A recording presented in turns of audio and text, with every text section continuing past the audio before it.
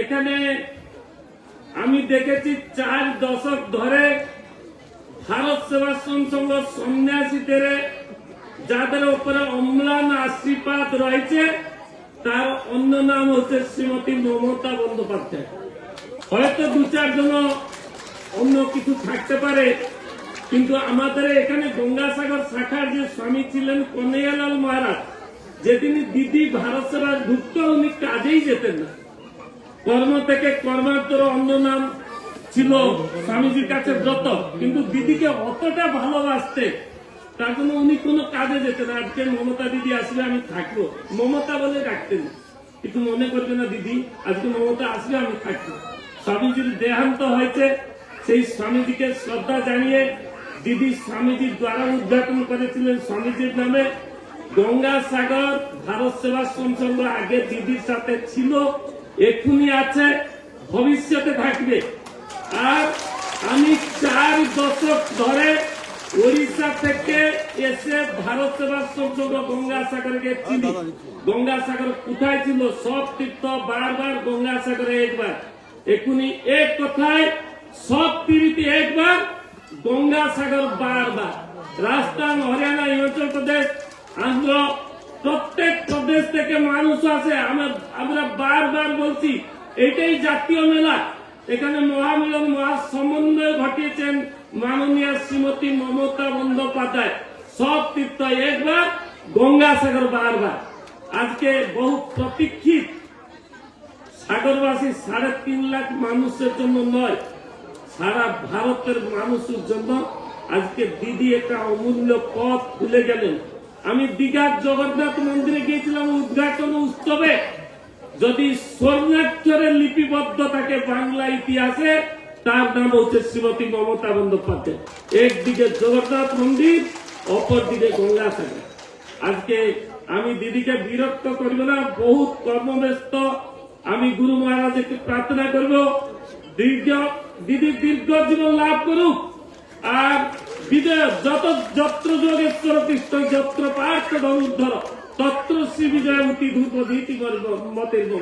যেখানে কর্ম রয়েছে, বক্তব্য শুনছিলাম, দিদির পরিচয় হচ্ছে কর্মশ্রী, দিদির পরিচয় হচ্ছে লক্ষ্মী ভান্ডার, দিদির পরিচয় হচ্ছে বহুত কিছু। আজকে একটা বোবা মেয়ে 5 বছর ধরে বলছে মহারাজ আমাকে দিদির সাথে একটু পরিচয় করে দাও, করিয়ে দাও, করিয়ে দাও। যাও নিয়ে আসো দিদি দেখতে, মেয়েটাকে দিদি একটু দেখবে। আমি আমার বক্তব্যকে দীর্ঘায়িত না করে, এখানে পরম পূজ্যপাদ স্বামী উত্তমানন্দজি মহারাজ রয়েছে, দিদিকে একটু নমস্কার জানাইবে। ওম সত্যং শিবং সুন্দরং তপো সিদ্ধ বিগ্রহং যোগীশ্বরং যোগীরাজং যুগাচার্য নমাম্যহম। আজ গঙ্গাসাগর মহাতীর্থে পশ্চিমবঙ্গের মহিয়সী মুখ্যমন্ত্রী শ্রীমতী মমতা বন্দ্যোপাধ্যায় উপস্থিত হয়েছে। আমাদের এই আশ্রমে উনি প্রতি বছরের ন্যায় এবছরে এসেছে। আমি আপনাদের কাছে একটা কথাই বলতে চাই, দিদির প্রচেষ্টা গঙ্গাসাগর এর সঙ্গে আমাদের পশ্চিমবঙ্গের অন্যান্য জেলা যে পথ সুগম করে দিয়েছে, তার ফলে গঙ্গাসাগর এই মহাতীর্থ একটা মহা মিলন মেলায় রূপান্তরিত হয়েছে। শুধু মহামিলন মেলা বললে হবে না, আন্তর্জাতিক মহামিলন মেলায় পরিগণিত হয়েছে। তাই আমরা চাইব সরকার, ভারত সরকারের কাছে, যে এই গঙ্গাসাগর মেলাকে যাতে জাতীয় মেলা তথা আন্তর্জাতিক মহামিলন মেলায় রূপান্তরিত করতে পারে, তার জন্য আমাদের সচেষ্ট অনুরোধ, আমরা সচেষ্ট হব এবং ভারত সরকারের কাছে আমরা আবেদন নিবেদন করব, এই গঙ্গাসাগর মেলাকেও আন্তর্জাতিক মহামিলন মেলায় রূপান্তরিত করতে হবে। দিদির প্রচেষ্টায় আজকে এই গঙ্গাসাগর মেলায় আসা যাওয়ার যে সুবিধা হয়েছে, তাতে করে সারা বছরই আমাদের বিভিন্ন প্রান্ত থেকে, শুধু ভারতবর্ষ নয়, বহির্ভারত থেকেও এখানে দর্শনার্থীরা আসে এবং তার জন্য আমরা ভারত সেবাশ্রম সঙ্গে পক্ষ থেকে তথা গঙ্গাসাগর শাখা থেকে দিদিকে জানাই অজস্র ধন্যবাদ। তিনি অমূল্য সময় নষ্ট করে আমাদের এখানে যে উপস্থিত হয়েছেন তার জন্য আমরা আন্তরিক কৃতজ্ঞতা জানাই এবং আমাদের সংঘের পক্ষ থেকে আন্তরিক অভিনন্দন, শুভেচ্ছা এবং ধন্যবাদ জ্ঞাপন করছি। এখানে আমাদের সম্মানীয় বিধায়ক তথা সুন্দরবন উন্নয়ন মন্ত্রী মাননীয় শ্রীযুক্ত বঙ্কিমচন্দ্র হাজরা রয়েছেন, সংঘের পরম মিত্র, তাকেও আমরা নমস্কার জানাচ্ছি। আমাদের গ্রামীণ বিকাশ কেন্দ্র দিদি যেটাকে ভার্চুয়াল উদ্ঘাটন করেছিলেন, 14টা অ্যাক্টিভিটি নিয়ে স্বনির্ভরশীল প্রকল্প থেকে বিভিন্ন কাজ চলছে, সেই পরেশ দাসও এখানে রয়েছে। আর দিদিকে আমি একটা বলছি, দিদি যে সংগ্রাম করছেন একদম সত্য আর বাস্তব। আমি 40 বছর বাংলাতে থাকার পরেও আমার ভোট ক্যান্সেল হতে যাচ্ছে, আমাকে এই মেলা কাজ করবো না বারবার অ্যাটেন্ড করতে যাবো, তার জন্য আমি যাই নাই। আমি দিদিকে জানিয়ে রাখছি, নির্বাচন কমিশন চাইছিল 10 জনের মধ্যে আমি এখানে একজন আছি, আমি যাব কোর্টে। তার জন্য এখানে এই যে অন্যায় ভাবে আমরা অতদিন ধরে ভোট দিচ্ছি, আমাদের ভোটকে ক্যান্সেল করে দিচ্ছে। আর স্বামী প্রণবানন্দ আমাদের গুরু পিতা, আমাদের নিজের বাবা মাকে কোথায় আনতে যাবো, আমাদের বাবা মার শ্রাদ্ধ আমরা করতে যাইনি। তার জন্য এখানে এসব কাজ বন্ধ করে আমি ওড়িশা যাব, সার্টিফিকেট আনবো, এটা কোনোদিনই হয় না। এটা আমরা সম্পূর্ণ ডিএম এর উপরে ছেড়ে দিয়েছি। আশা করবো ডিএম সাহেব, মিনা সাহেব এসছেন, আমার ভোট যেরকম লিস্ট ক্যান্সেল না। আমি আর বক্তব্যকে দীর্ঘায়িত না করে দিদি আমাদের এখানে অভয় বাড়ি দিবেন সবার জন্য, গঙ্গা সাগরের জন্য। সারা ওয়েস্ট বেঙ্গল লোক আছে, সারা ভারতবর্ষের মানুষ আছে। আমাদের প্রিয় দিদি পশ্চিমবঙ্গের মাননীয় মুখ্যমন্ত্রী মমতা বন্দ্যোপাধ্যায়ের বাক্য আপনি শুনুন, এই হচ্ছে গঙ্গা। গঙ্গা তো সেখানে, এখানে জীবন্ত গঙ্গা বিরাজ করছেন, তার জন্য আমরা ধন্য কৃতজ্ঞ।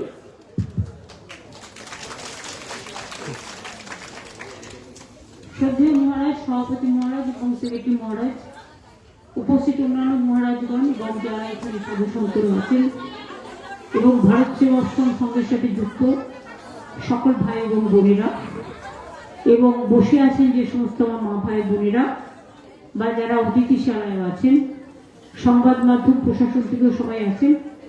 আমার সাথে মনোজ পন্থ, নন্দিনী চক্রবর্তী, মিনা এই জেলার ডিএম কোটেশ্বর থেকে শুরু করে সকলেই আছেন।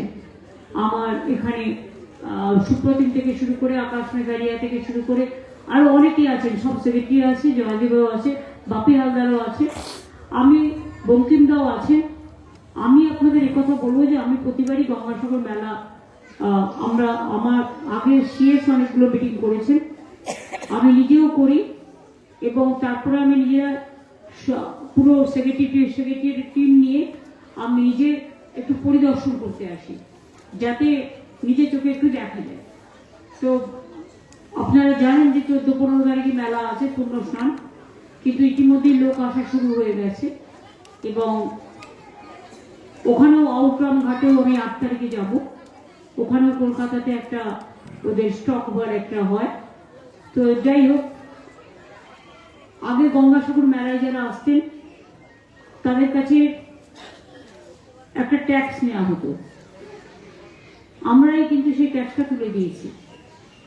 এবং গঙ্গাসাগর মেলায় আমরা আর একটা জিনিস করেছি, 9 থেকে 17 তারিখ পর্যন্ত, সম্ভবত 17 তারিখ পর্যন্ত, সে সাংবাদিক হোক, সে সাধারণ মানুষ হোক, সে তীর্থযাত্রী হোক, সে কোনো কর্মচারী হোক, সে কোনো অফিসার হোক, সে কোনো পুলিশ হোক, কাজ করতে গিয়ে যদি কোনো দুর্ঘটনার কবলে মারা যান তাহলে তার পরিবার 5 লক্ষ টাকা সঙ্গে সঙ্গে পাবে। কারণ আমরা ইন্স্যুরেন্স 5 লক্ষ টাকা সবার জন্য করে রেখে দিয়েছি 9 থেকে 17 পর্যন্ত। যেহেতু গঙ্গাসাগর মেলাটা একটি কি বলবো ভয়ঙ্কর জল পেরিয়ে আসতে হয়। কুম্ভ মেলায় যারা যান ওরা রেল কানেক্টেড, প্লেন কানেক্টেড, তাতেও অত বড় দুর্ঘটনা ঘটে গেছে। আমরা তো সেটা চাই না, কিন্তু আমাদের দীর্ঘদিনের দাবি ছিল যে একটা গঙ্গাসাগর সেতু করে দেওয়া হোক।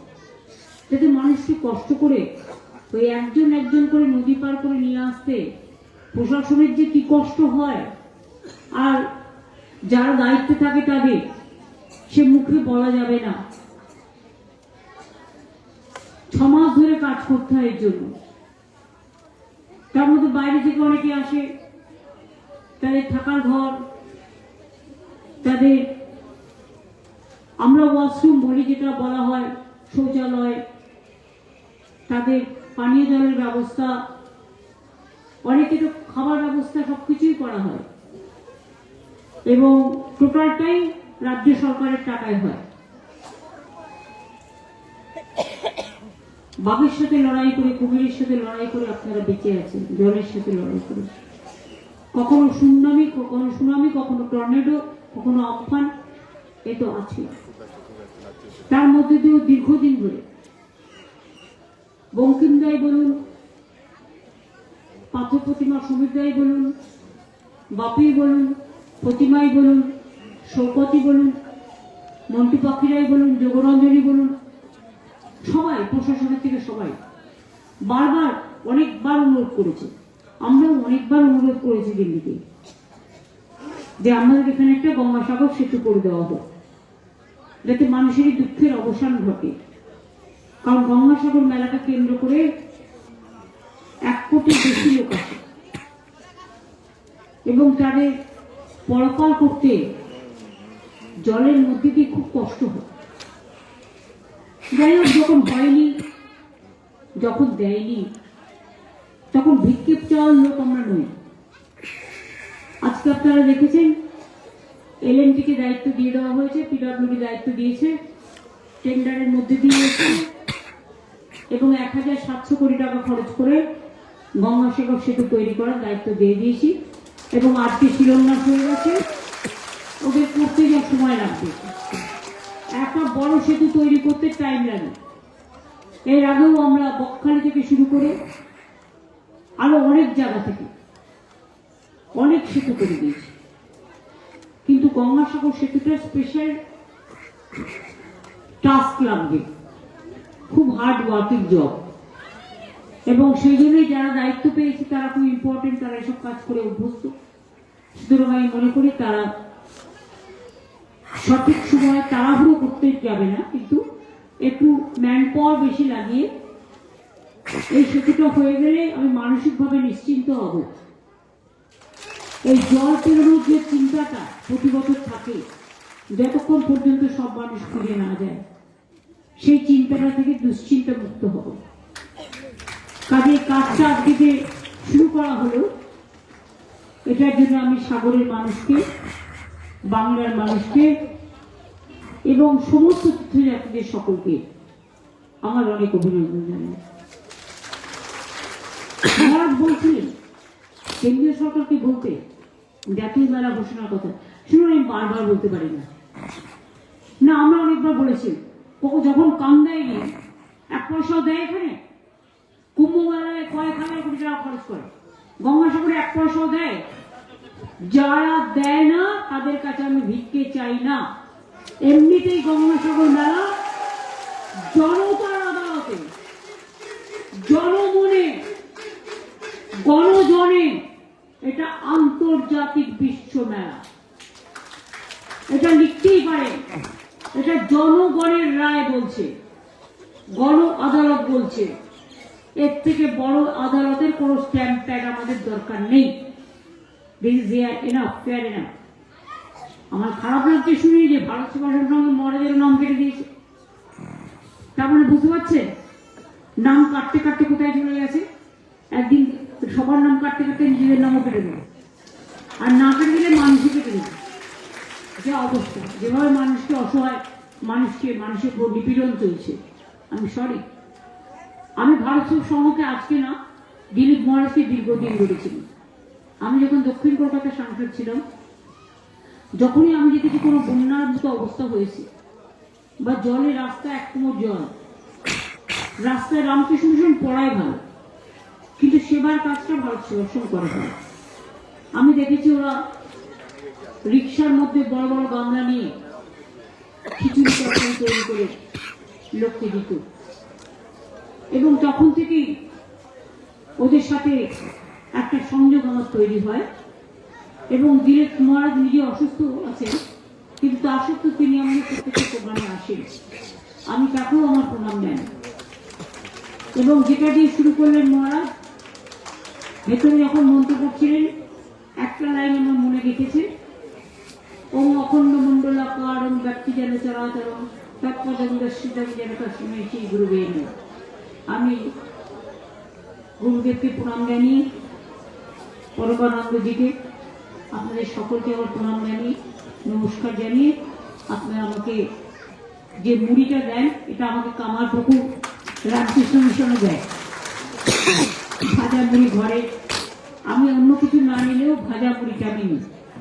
তার কারণ হচ্ছে মুড়িটা আমি বরাবরই খেতে ভালোবাসি, যদি এখন একটু কমিয়েছি, কিন্তু তার সত্ত্বেও খাই।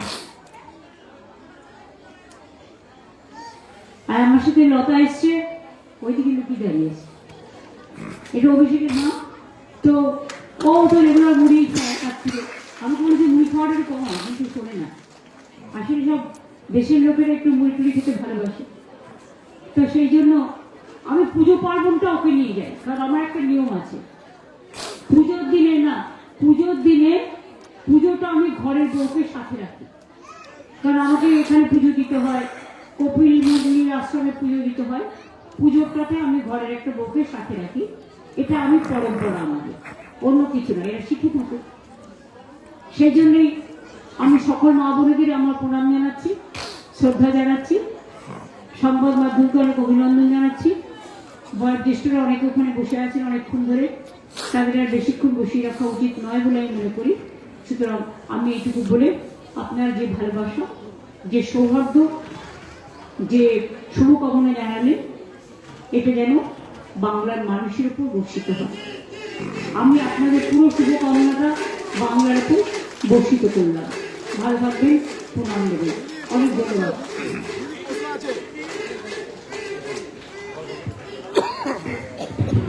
হ্যালো দিদি, সামনে বছর আসছেন, আমরা তো থাকবো দিদিকে অভ্যর্থনা দিতে এখানে। দিদি একটা প্রশ্ন আছে দিদি,